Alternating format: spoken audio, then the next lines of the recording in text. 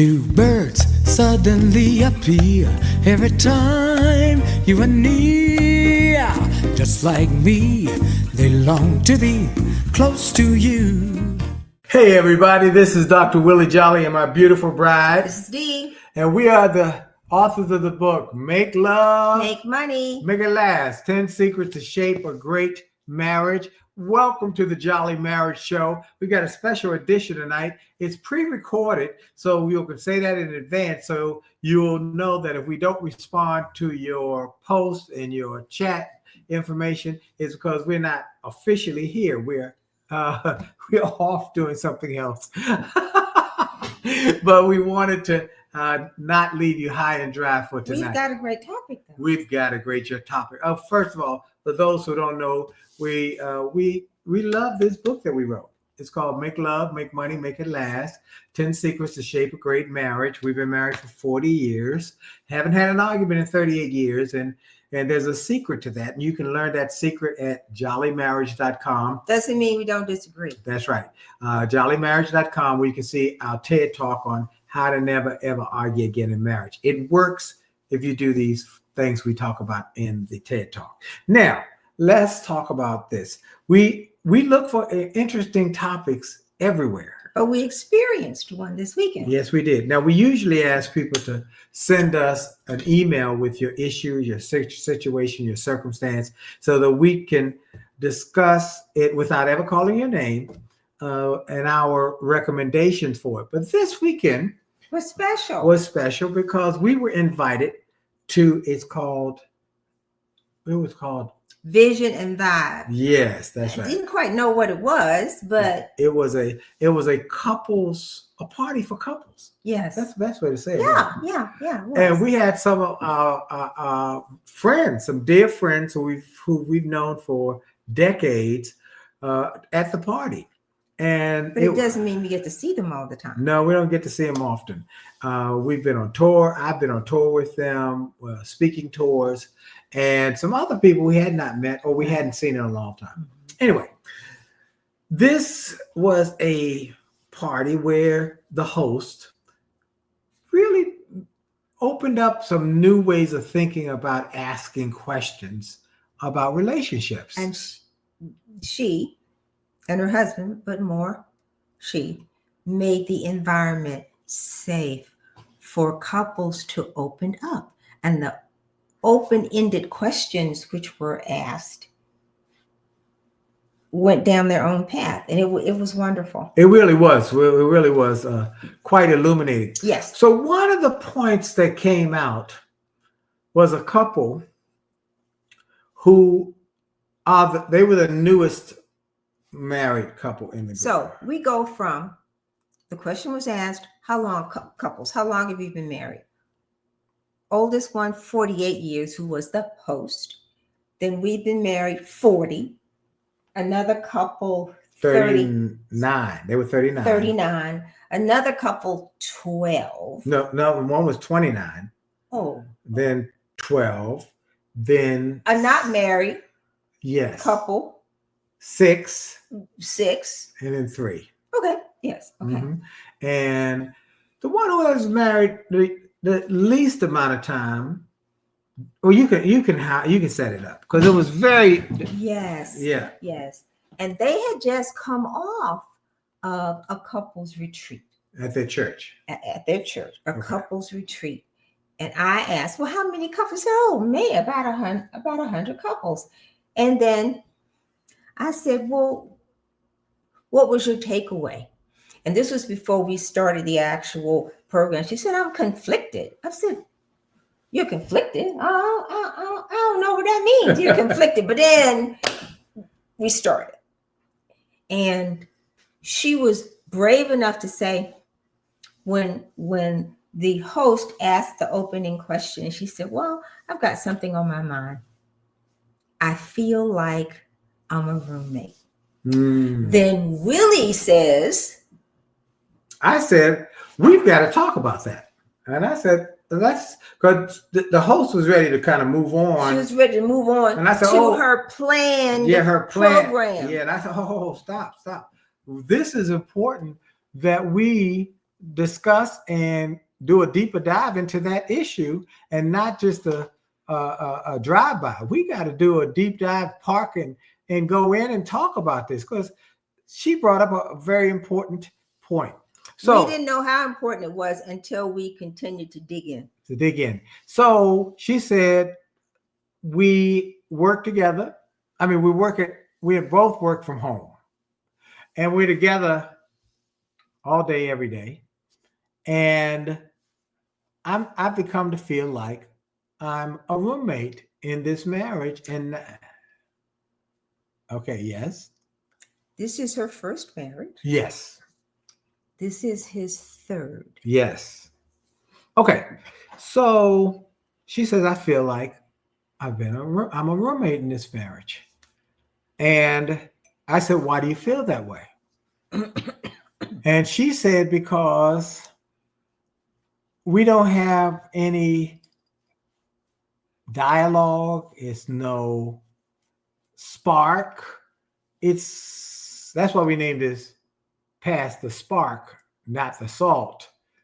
And we go ahead.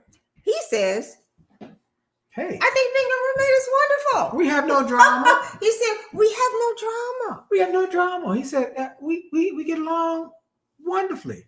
There's no drama. And I think being a roommate is okay. So that's when we started saying, okay, let's dig this open a little more. What is the problem here? Yes, what's the problem? And my response was, the problem is that there are either unrealistic expectations or undiscussed expectations. But whatever it is, he's good with the relationship as it is. He's probably been in a relationship or one of the past marriages where there was drama and there was conflict. And now that he's in a marriage where there is no drama and no conflict, he's like, this is good. She, being her first marriage, said, obviously, I want more or different. And what does that look like? That's where we think the issue had to be fleshed out. What is it that you were thinking? So we started going down that path, and we had quite a lively discussion about that. And things that came up, which are part of how couples really should look at how they relate to each other, because he is an only child. Yes, that came up. And he says, I'm used to not talking. I'm good with not talking. I'm very happy not talking. I learned when I was a child to amuse myself by myself and to be very happy with that. And if there's no drama, what I got to talk about? Wow. I was cracking up. She is the oldest of 10 children. Mm-hmm. Take charge, had to keep the other kids in line. The mama worked, single parent household, a totally different dynamic. Yes. There's a lot of talking. These are not young. So they're in their 50s and 60s. Yes. Yes. So that's like, I was like, oh my goodness, this is a perfect situation for us to try to. Because I'm sure this is not the only person who is dealing with this in their home or in their relationship, that they feel like they're roommates and they want more. How many of y'all out there can relate to that? Okay. And there's something you need more of, and there's a problem. And you feel something is not all it could or should be. How many? Come on. Oh yeah, I see your hands. So we need to unpack this. So I went to, so we have to look at how you, and then I raised my hand and I said, I'm an introvert. That sounds like what you are. And he said, yeah. He said, I am an introvert. I'm an introvert. So we start with what we talked about over time. Let's unpack that before we go first about being an introvert. Because Dee did a soliloquy about I had to sit back and wait till she was finished because she did a whole soliloquy about I this. did a summary. What did you say?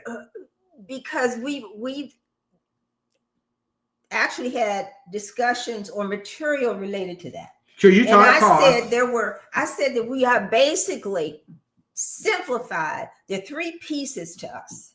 It's how we're hardwired, it's how we are born. And some of us talk and think at the same time. Woo! And sometimes it's overwhelming. He's talking and he's thinking and he's in the right kind of profession because he's doing this, he's talking and it's wearing me out.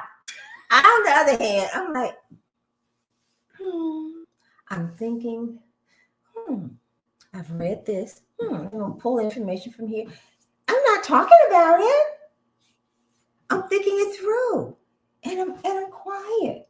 Yes. And that tends to be, I mean, it's kind of like, and we really are extremes. Right. But most people, not quite in an extreme, but that is what's happening. And then opposites attract. Right. So you fill the space and talk and do everything, and I'm listening. Right. Right. Right. So, but at some point, I have to express what I'm thinking so you know what's going on inside of my head. And I had to learn that, which was very hard. So I raised my hand and I said, you sound like you're an introvert. He says, yeah, I am. I said, oh, I got it. And then she, on the other hand, totally the opposite. Mm-hmm. Has managed teams, high-powered positions, just right. So they've been met many years ago, friends, parted, friends, and then married now for less than 3 years. Right. So the challenge is, okay, first, each one is hardwired differently. Then stop there. Say that again, because I don't want that to flow by people about being how your mate, how you are wired, how you naturally respond to things. You're hardwired. You're left-handed or right-handed. That's hardwiring. You're an introvert or an extrovert. Hardwiring. You talk a lot. It's just natural. You do this all the. Doesn't mean you're thinking and you talk. Willie, he's thinking and he's talking at the same time. Others of us are more laid back, more reticent. We're thinking, but we don't necessarily need to say everything we're thinking. Right. Okay. So that's now, I don't say everything I'm thinking. No. I just am able to think and talk at the same time. Which I can't do.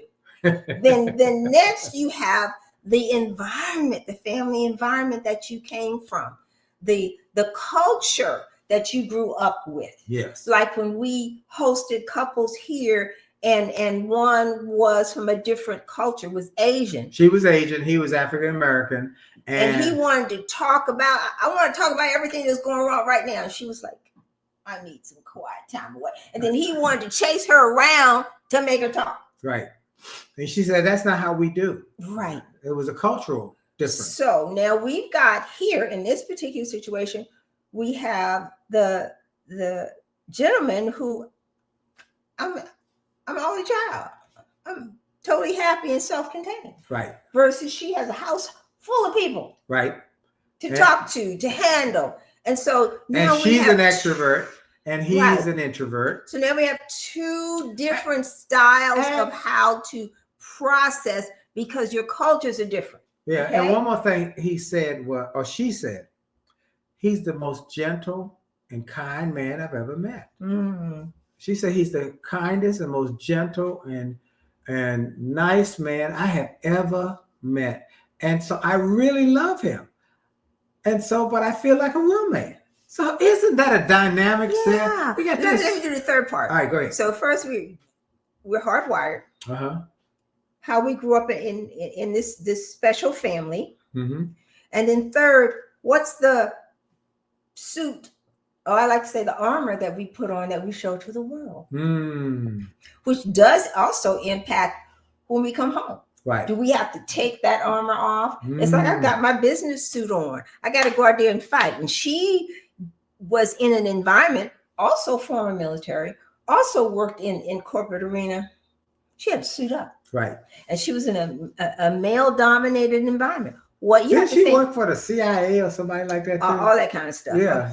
So that has to have an impact on how you relate to this person. They're drawn together, but now it's like, I have to make some adjustments, and I don't know how. And she's saying, I don't know how to get him, her first marriage, to see that I need more. So we kind of also, just a little bit, because this was like a 3-hour thing, but it was just absolutely wonderful. What are some things that we need to consider? How do I get to communicate? Right. So one of the things I recommended was being crystal clear how you envisioned the marriage and the relationship going. So that has to be communication. This is a communication. Here's what I'm feeling. And the way I'm feeling this is because I expected this. And then Dee told, Dee, sometimes my wife can be quite risque. Is that the right word? She's a shock jock. So she talked about some of the things she does. She'll come and touch me in certain places. I won't say for the TV. While I'm at work in the office, she'll come over and. But that's because I know you. So my point is, you have to study your mate. Yes. So what does that mean? I know those things that pleases him. Yes. So that's what I'm going to do. So part of the challenge is, if you're waiting for this person to do something, maybe they don't know what to do because you haven't told them. Boom. Huh? They're not again. But that's not just knowing them, but telling them, and communicating. And then there's the other piece of that is vulnerability. And we were talking about that in terms of, well, we were saying, marriage is work. And I said, I don't really like that. Well, takes effort, which is very different, because I want how you visualize work versus effort. Work seems like a word that is overbearing. Yes. It's hard, which effort is part of the process of life. It takes effort to learn how to ride a bike. It takes effort to get to what you want to do. Right. And this we want to do. Right. It's better together. Yes, it is. It's better together. And so the effort is important. So write that one down, folks. Marriage takes effort. And also marriage is skill-based. I think that's another one. It's skill-based, and developing the skills to be happily married. It's skill-based. Being willing to talk. Being willing to be unselfish, being willing to listen and not take offense that, okay, I'm hearing you. I'm tracking with you. And I'm okay with that, or here's my position. So they had two dynamics. She said, I feel like a roommate. I don't like that. And he said, I like feeling like a roommate. It's all good. Because he said nothing wrong with being a roommate. We don't argue. But we don't argue. He's coming from a perspective of, I have had 2 unsuccessful marriages. And I am so comfortable with this. I'm comfortable with you. Yes. I'm comfortable with you. I'm comfortable with this. It's all good. What's the problem? So, again, communication. How are you feeling? Why are you feeling that way? Or what are your expectations? Are they realistic or unrealistic? Knowing how he's hardwired, it would be unrealistic for him to be talking all day. Right. That's not going to happen. Right. And so, but if that's what you feel is what the perfect marriage looks like in your brain, that he was coming up to you and y'all were talking all day. He's an introvert. He's happy being quiet and working. But it becomes, he may be willing to put forth more effort. If he knew and there was a conversation about it. So Right. Unrealistic expectations or unexpressed. Maybe that's it. Unrealistic expectation or unexpressed expectations. He doesn't know that this is what she's feeling, what she wants. And maybe then there's some give and take that There will be. There'll be some give and take. Then you can have a conversation. Then that'll take us to, how's our time? Our time is, we got 10 more minutes. Okay. I know you got a lot of research. You know she always does the research. She's gone to the research digest, and she is well versed. Go ahead. Okay, so then that takes me to diving into, well, what kind of relationship challenges are there, and how it comes down to, we say we want to communicate, but it becomes difficult because your kind of communication might not be my kind of communication. What is preventing me from getting there so that you can hear me? Okay. So there are a lot of articles out there, and I like Gottman, and the Gottman Institute. And I came across John Gottman. Gottman. And he specializes in marriage and relationships. Research based. Okay. So we can say a lot, and it's like what I call cotton candy. You eat it, you put it in your mouth, and the whole thing dissolves. It's gone. And it has no nutritional value, right? But I'm a firm believer. I don't think that's what we do. I think we get. No. You said we. People in general. Oh, general. I want to make sure there's clarity there, because I thought you meant. Because what we've given is not as research based as Gottman, right? But it's not cotton candy. It's got some substance to it. And we follow up and give you some suggestions. So what we're trying to do is to prompt you to research and to do more. Okay. Makes sense? Right. So, stop right there. For everybody who is looking and watching, who does not have the book, we encourage you to go to jolleymarriage.com to get the free chapter, which is communication. Some of the things we're discussing are in that chapter, and it's free. We give it to everybody. The biggest chapter in our book, and whether you buy the book or not, we want you to have it. So jolleymarriage.com, get the free chapter of communication. So it's a great way to start. We are learning until we die. When you stop learning, then you're dead anyway. Your relationship is dead. Your communication is, when you stop the desire even to know more constantly. How can I do this better? So Gottman, who does a lot of research with a lot of psychologists and the like, his recent book is The Relationship Cure. Okay. It's called The Relationship Cure. And there was research that was done through 2019.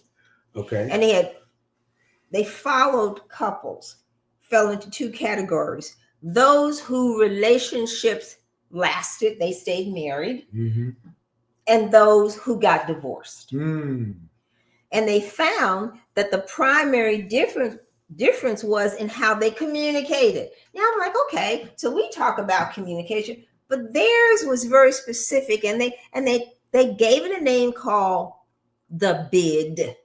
BID? The BID. BID. Okay? So it comes down to, how are you listening? I thought that was really quite unusual. What does BID mean? Of course you would ask me that, right? What does BID? You brought it up. I know you got the research on it. And their definition of BID is,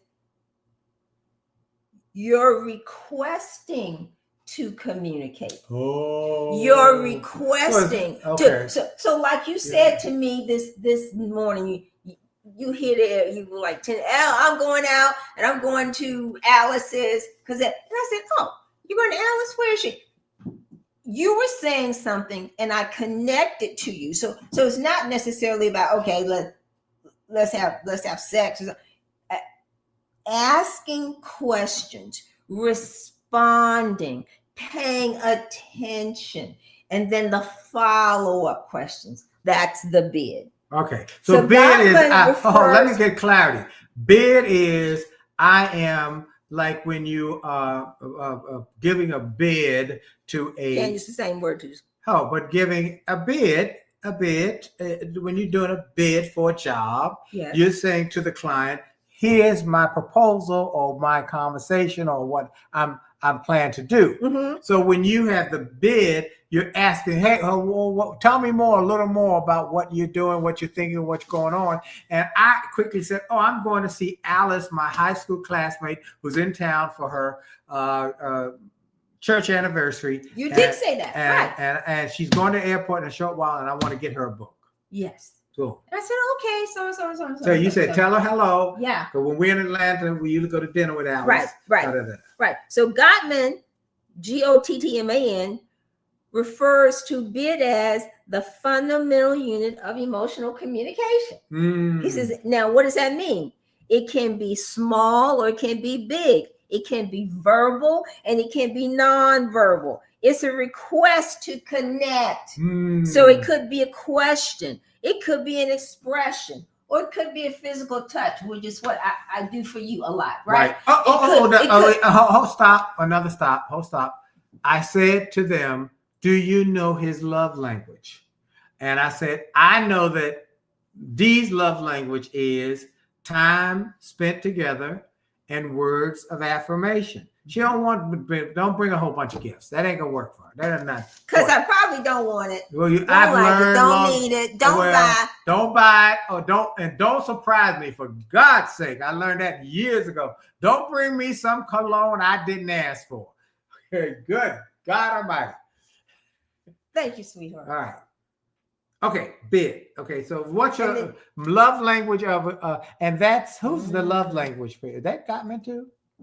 No, that's Chapman. I said Chapman. Gary Chapman, the 5 love language. You should know your spouses, your significant others' love language. What is it that they like? And not what you like, what they like. And they can do vice versa. What do you like? Not what they like, but what you like. No, they love language. And it doesn't have to be something related to your relationship. They offer examples like, hey, whatever happened with that situation at work with your manager? Boom. It's to get engagement, and it's to be able to lean in. And that so again, roommate, pass the spice or the spark, not the salt. Is they want some spice in your life. You want more spark. Maybe y'all need to stop in the middle of the day since you both there and go cuddle up and get it on. Okay. I don't know what it is, but there has to be the conversation. Hey, that would be nice every now and then. Yes. Okay. So sometimes in the middle of the day, we work here together. I say, hey, I think it's time for a little bit of hanky-panky. Okay. Yeah. And so we do. Am I right? Yes. But we have that kind of relationship where we can say that, we can talk about it, and we're not. And one more thing, love language. Sometimes, like today, she made me a smoothie. I did. Okay, and he was gone. I was gone, and then I will bring her a cup of coffee. So when he got back in, I didn't say I had made him a smoothie. I didn't went up. I looked. I saw her making it as I was rushing out. So I said, I know she made me one. I already know that. So I looked in the refrigerator. There it was. I said, okay, great. And so this is, again, the bid. I like that. The conversation. Hey, let's talk about this. What's going on? What did you think? What about this, that, the other? So his book, and see, there's room for everybody. We got a minute left. Okay. So his book is The Relationship Cure. You get it on Amazon. You know what I'm thinking also is that as we grow, when I asked you the other day about our website, we should start putting links to books and other materials that people can get. That would be very helpful, don't you think? I think so. And as well as the dates that we're going to start saying we're going to have our marriage relationship enrichment retreat. We're going to do that in 2026. 2026. It looks like April. So many people say, I want to be involved in that. So make sure you send us a note. Hey, I want to be involved. I want you to let me know. I want to be on the list. So when you decide, I want to be there. Okay. Our time is up. Hope you got something from this one. This was a refreshing one because we experienced it in real time. Yes. This wasn't just a email that we A got. response to a question. Yeah, and you can send an email, info@williejolly.com. info@williejolly.com. I mentioned also that I took my friend Alice a book.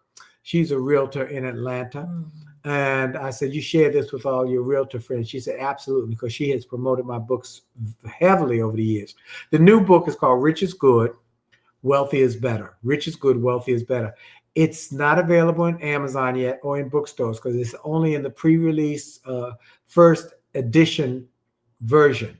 If you want one of those first edition versions, go to richisgood.wealthyisbetter.com. It'll be signed. Once this small print run is done, then there'll be probably hundreds of thousands of copies of the final version, second printing, third printing, fourth printing, fifth printing. But that first edition, first printing is a valuable, you can get a first edition of a author. You want to get that. And if it's signed, it has value. So richisgoodwealthyisbetter.com. I think that's it for today. Yes. Y'all have this was good. I thoroughly enjoyed that. I enjoyed the interaction with the couples too, the actual physical interaction with the couples. Yes, it was a very unique and uplifting and interesting conversations. Yes. Okay, our time is up. Thank you for yours. Have a great week on purpose. And God willing, we'll see you next week, Monday night. Tell everybody. Oh, we need everybody to go to A Jolley Marriage on Instagram. A Jolley Marriage on Instagram and follow us there because we got to get our numbers up so we can add Instagram for A Jolley Marriage back. We got Instagram for The Real Willie Jolley. We got Facebook Live. We've got LinkedIn Live. But we used to have Instagram Live, but they changed the numbers that you had to have. So if you help us get to that threshold again, we'll be able to promote and to broadcast there as well. We're going to hit you every which way we can. So A Jolley Marriage on Instagram. All right. See y'all later. We're going out with some of my jazz music. God bless you. See ya.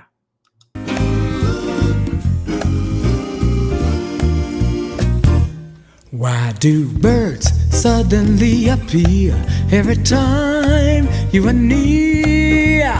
Just like me, they long to be close to you.